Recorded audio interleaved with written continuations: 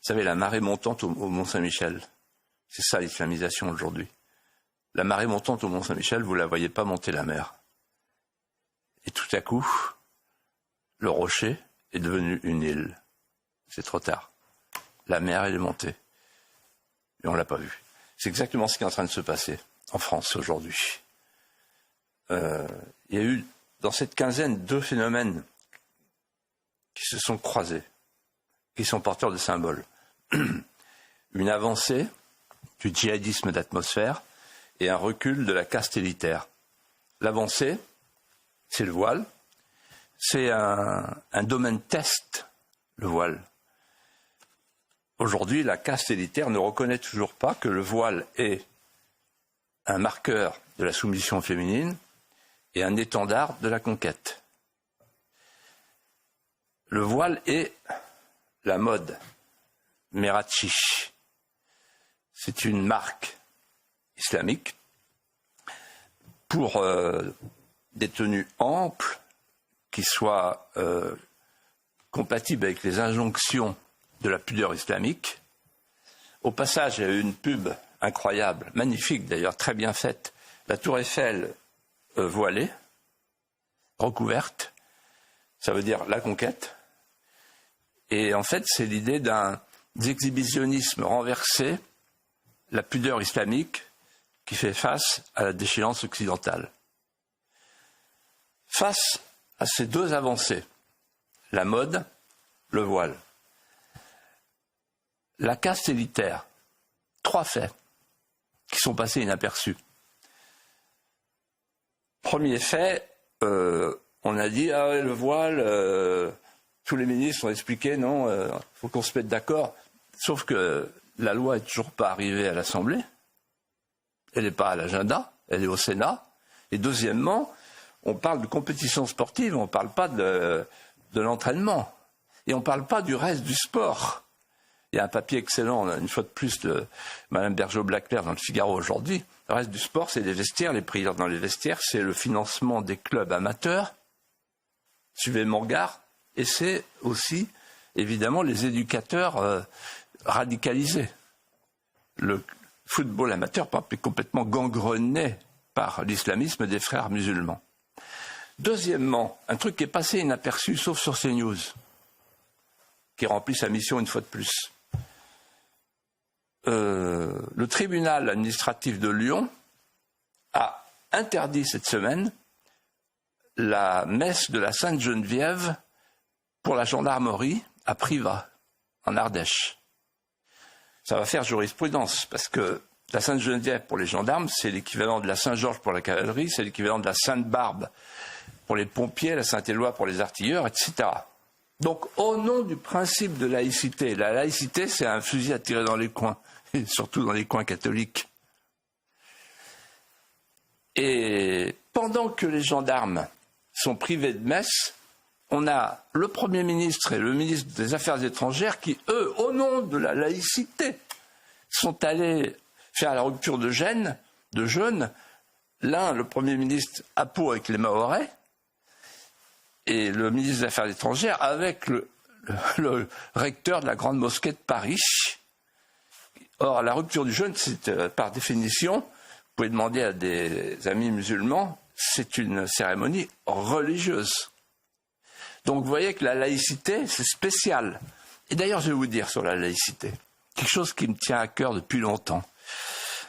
En fait, alors vous faites entrer, les amis, une religion en France, depuis 40 ans, depuis 50 ans, depuis 60 ans, depuis Giscard, le recoupement familial. Bon. Vous faites entrer une religion avec des millions de croyants. Et puis, à un moment donné, vous leur dites, oh là là, attention, laïcité, on va vous amputer votre religion de choses qui ne nous plaisent pas par rapport à la laïcité. C'est-à-dire qu'on ressort la loi de 1905 qui a servi à éradiquer le christianisme, ça a pas mal marché, il n'en reste pas grand-chose.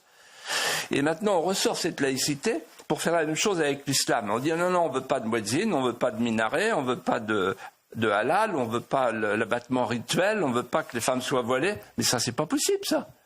Et pourquoi c'est pas possible ? Pour une chose que je voudrais dire, peut-être pour la première fois dans cette émission, mais il faut que quelqu'un le dise. En fait, les deux civilisations arabo-musulmanes et christiano-occidentales sont difficilement miscibles. Pourquoi ? Parce qu'il y a un antagonisme fondamental qui vient du fait que l'islam est établi sur 3 principes. Le premier principe, c'est le djihad. Qu'est-ce que c'est le djihad ? C'est pas forcément la conquête guerrière. Le djihad, c'est la conquête des âmes. Le djihad, c'est la guerre sainte. Le djihad, c'est dire à un croyant, dans l'environnement où tu es, dans la résidence où tu es, sur le territoire où tu es, tu dois en faire un territoire d'islam. Bon, voilà, il faut le savoir. C'est comme ça depuis le début. Deuxièmement, donc la France a vocation à devenir une terre d'islam. Hein ? C'est clair et net. Deuxièmement, la charia. Alors, c'est encore plus simple, la charia, c'est l'ensemble des règles juridiques qui régissent l'ordre islamique. La charia, c'est un droit incréé, un droit révélé, donc immuable, on ne peut pas y toucher. Et ensuite, c'est un droit qui est supérieur à toute idée de distinction du temporel et du spirituel. On n'a jamais vu que la République vienne donner des ordres à Allah. C'est la loi d'Allah. La loi d'Allah est supérieure à la loi de la République. La loi islamique est supérieure à la loi républicaine. Donc il faut savoir ce qu'on veut. Troisièmement, l'Oumma. L'Oumma, c'est quoi ? L'Oumma, c'est la phrase d'un jour de Hassan II, il me dit les Marocains en France, l'islam est leur patrie. Commandeur des croyants. L'islam est leur patrie. Qu'est-ce que ça veut dire ? Ça veut dire que l'Oumma, c'est la communauté universelle des croyants. C'est l'allégeance des allégeances. Il n'y a pas d'allégeance supérieure à l'Oumma. Il n'y a pas de nationalité supérieure à l'Oumma. La vraie nationalité pour un croyant, c'est d'être croyant, d'être soumis à l'islam.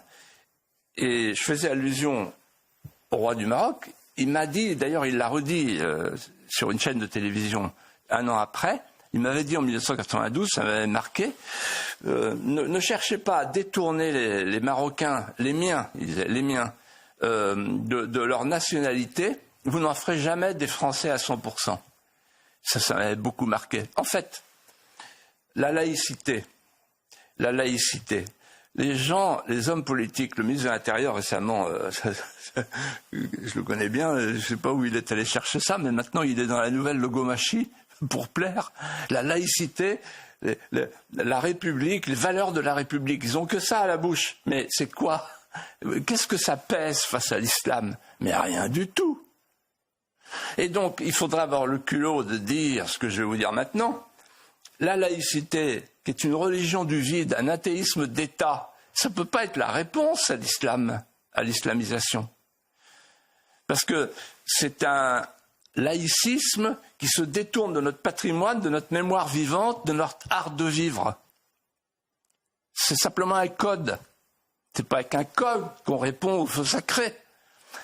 Non, la seule laïcité, c'est la laïcité amoureuse de la France, de toute la France. On ne répond pas avec un régime, on répond avec une nation. Et au fond de l'amour de cette nation, il y a quelque chose qu'on veut transmettre.